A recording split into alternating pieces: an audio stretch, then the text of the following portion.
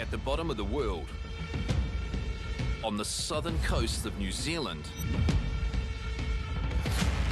just one crew is willing to risk it all. You've got great white sharks, you've got 7 gillas. You never know what's going to come up behind you. With a global industry worth almost $500 million a year, Dollars!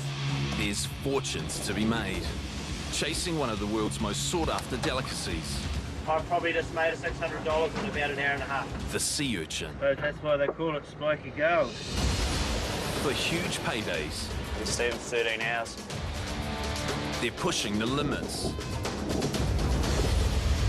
Diving up to 150 feet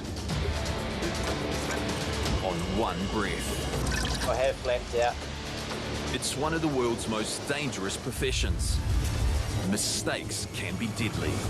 He's got glass got big shark, eh?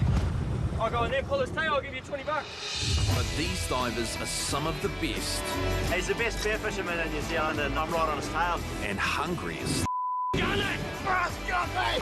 Monster! in the world. We go hard. What happens when you hold your breath for 5 years? One boat, 2 teams. Double again, will ya? Is that ahead of me? The race is on. It's good fun, man.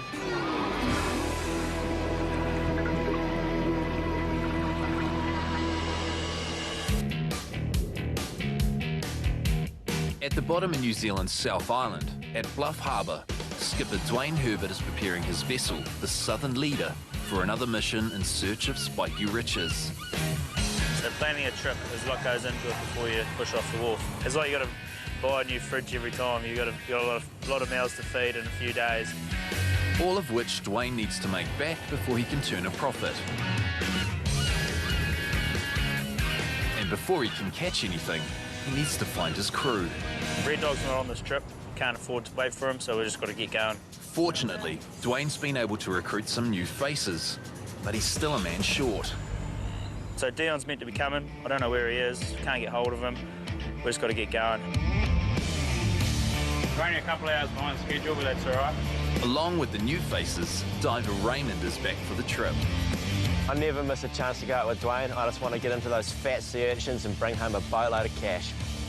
Newcomer Storm is young and eager to give it a go. He's still at school, but learning to dive for urchin in his spare time. He's a pretty good young diver. He's keen. I just like to get out there and do it, but You've got to start at the bottom. you got to start at the bottom, eh? Oh, he's pretty keen on having a dive, aren't you? Storm's usually a dinghy boy, but since Dion missed the boat this time, he may just get the chance to have a dive. The 14-hour journey will take them through the night into the waters of Dusky Sound, Fiordland. But a last-minute phone call from Dion sparks a change of plans. We left and now he's just rung up and said, "Where are you?" And we're like, "Oh, well, we've already gone."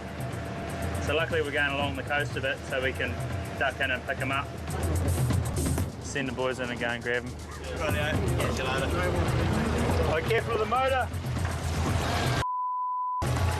We'll meet them in an hour or so. The boys are going to have to go flat tack as the trip's already behind schedule. So Dwayne tells us we need to go and pick up Dion real quick, so we put the motor in full bore, open her up and see what we can do. Spiky golds. Scotty dog. This is Ed Sheeran. Okay. Look at Ed Sheeran beside me. Dwayne is also joined on this trip by commercial diver, hunter and spear fisherman Tim Barnett. I've known Tim for 15 years or so. He's a keen man. He's always out there doing it. Resourceful, loves spearfishing just like me. Let's go give it a go. But I guess with the young bucks around, it's always good to have an old dog on hand, keep them in line. The boys catch up with Dion, who's waiting at a nearby boat ramp. It's better late than never, but it's always good to have Dion on board. I was going to tell you feel like I was dropping diesel on it. Yeah. So you get my tight. What are you shaking? Huh? What are you shaking? You're going to wait for something like this. 26-year-old Dion grew up with diving in his blood. My diving background's kind of my old man's background. He was a commercial kinner diver back in the day. Dion grew up in the city of Gisborne, on the east coast of New Zealand's North Island. My old man taught me the basics. Now it's like, yeah, sweet, I can actually do this. And like other divers, Dion was drawn to the deep south by the And like other divers, Dion was drawn to the deep south by the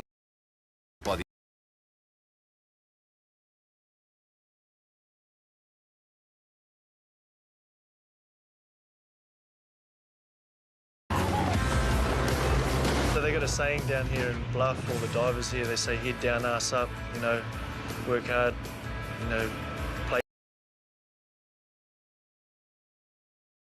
How you going, dude? Good. Oh, they forgot me.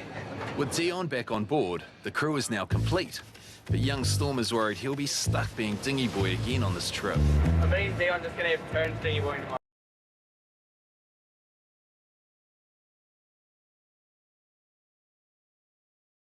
You know, he got to tell me that I was like full-time dinghy boy and like Dion's going to have all the diving.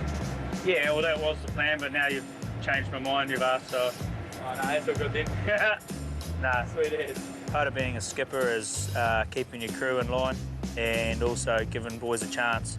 Storm wants to have a go at diving, so I think we'll put him in the water and Dion's going to have to dinghy boy. I'm not too sure if he's happy about it, but it is what it is. With the crew all on board, the boys settle in for the long journey ahead.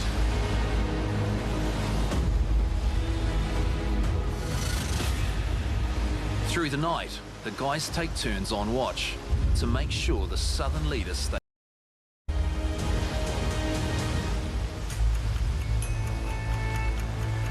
As day breaks, the southern leader has made her destination, just off Anchor Island in the stunning Dusky Sound. But it was a rocky journey. Big steam, rough weather. Lucky we made it, actually.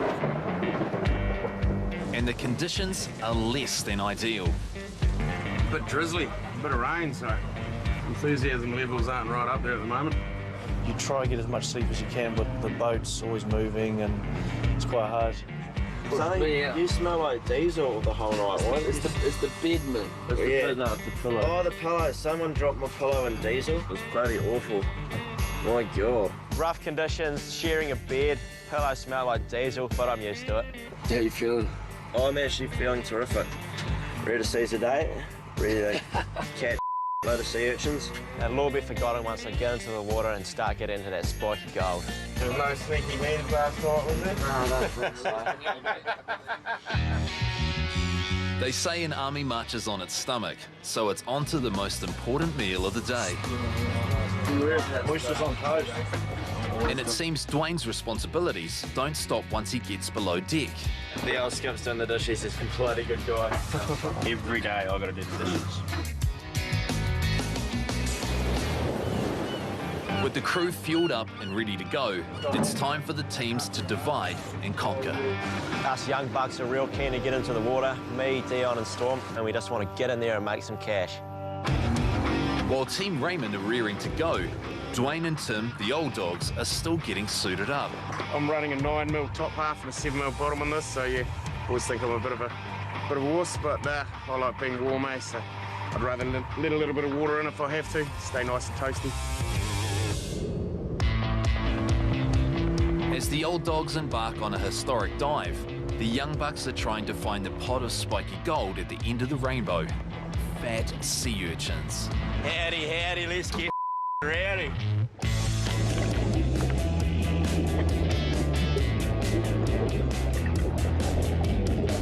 There's plenty of urchin around, but first I just need to check if the quality's any good.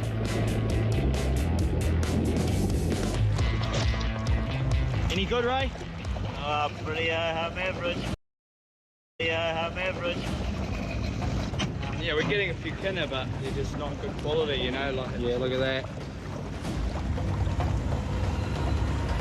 It's really small and average. The size of this row means less cash for all involved.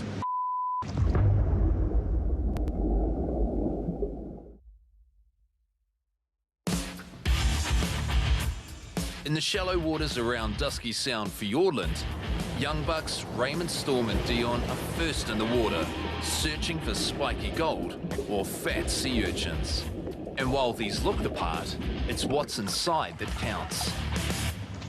Oh, it's a fairly average sea urchin. So unfortunately, the first lot of urchins we've found are on a diet. They're real skinny.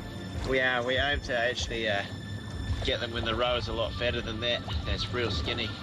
These urchins are going to have a real poor return rate, maybe only 3 or 4%.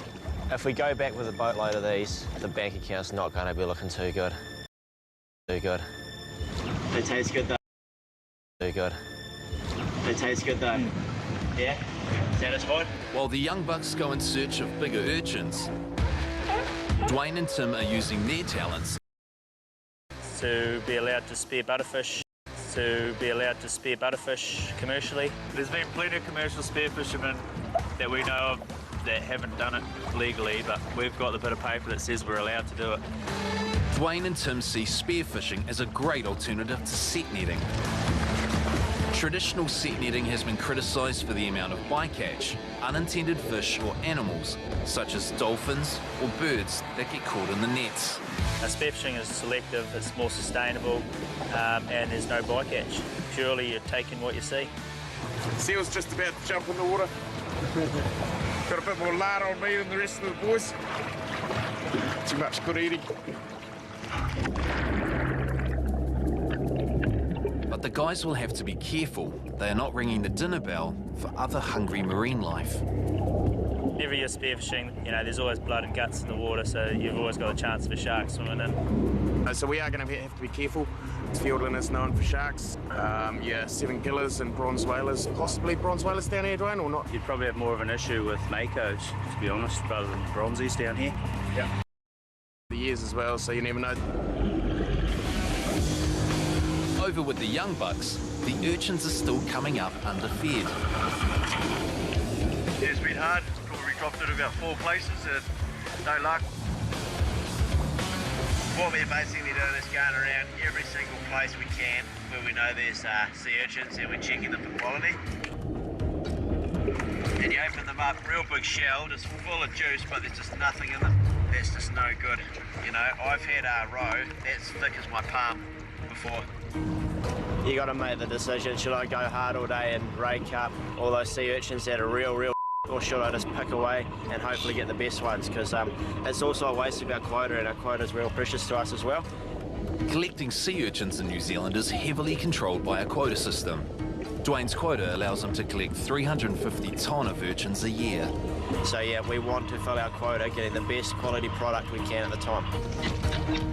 Yeah, this happens, but we're just going to have to keep scratching around over the next couple of days and try and find some fat ones. But while the urchins are skinny, the butterfish are proving downright invisible. How's it looking down there? Yeah, a couple of smaller ones come through. Anyone had any luck? Not much butterfish like, plenty of kidders. Oh, I just lost a big one. I was chasing one around for ages, but got away.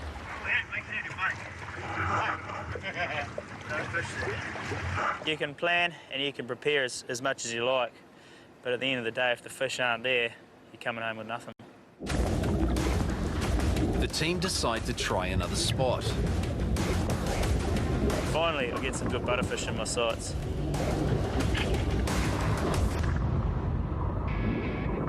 Dwayne has speared a butterfish. Nicely done. You can find lines at deposit on the beach house. And things are picking up for Tim as well. First butterfish, sweet as. He's not a monster, but he'll do. Minimum size 35, 42, 43. He's a keeper. But Dwayne and the boys have got a long way to go before the meagre butterfish catch will pay for the trip, let alone turn a profit. That's the size that we're after. You know, it's a good 1.5 kilos, but at the moment we're not finding any like that. Butterfish aren't here in the numbers I was expecting. There seems to be quite a few seals around. That's probably contributing to the fact that there's not many numbers of butterfish around. There's 2 seals following me just about every time, and I'd see a butterfish just in the weed and they'd scoot off. They were, yeah, they're pretty scared, so. Dwayne is starting to face the fact that they're unlikely to make a profit with the butterfish being so scarce. This is not really going to be a very productive day. I'm having a feeling. that it's not going to be very good. Hopefully the boys are going better on the urchins.